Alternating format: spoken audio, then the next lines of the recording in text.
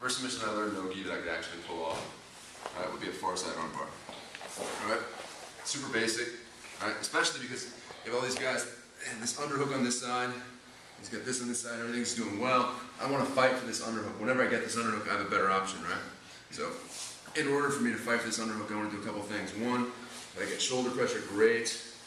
An easy way for me, though, to get this is I'm going to switch my hips to kind of clamp down on this arm, so now it's going to be difficult for him to go out the back door. This arm, I'm going to basically brace myself so that he's not going to be able to come up at all. Alright, so those two things are going to help me out quite a bit. So once this is braced, now I can actually pick my arm up and drive it underneath.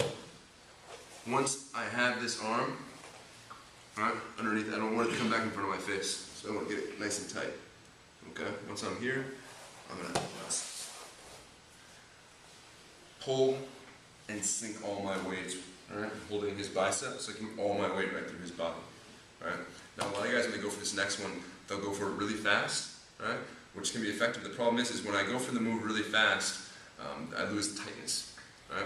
And I'd rather be slow and tight and make it difficult for him to escape than have a really, really fast entry that's going to be loose. Make sense?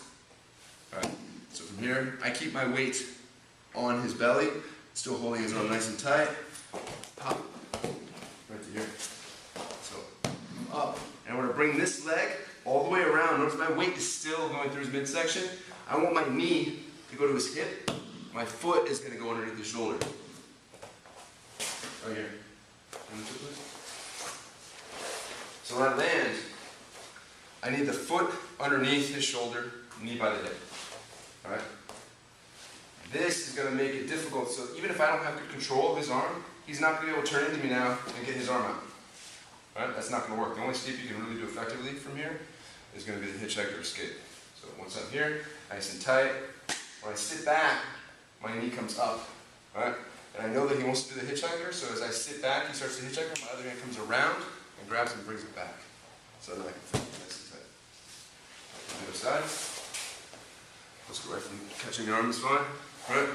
So I'm here, get to this point, bring my arm over and sink all my weight. Alright? I'm going to be a little more gentle with Greg now because I'm much fatter than he is. But when you're training, you guys are reasonably your own size. Or if you're a jerk, just sink all your weight into him, no problem. My weight is still going through my arm, right? This arm through his body. So when I swing around again, I want my knee here, foot underneath the shoulder. Right. Leg goes flat, holding nice and tight. My knee comes up, he's going to go for the hitchhiker if he knows what he's doing. Bring back, I scoop it and bring it back.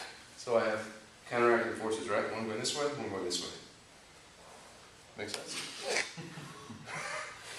Yeah. Here, I'll get something very simple. I'll do it faster.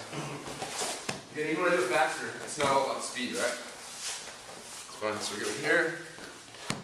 Sink all the weight. See how his body comes up? I sink all my weight into him, right? All the weight is still there. If I release it now, it's going to be too easy for him to escape. Make sense?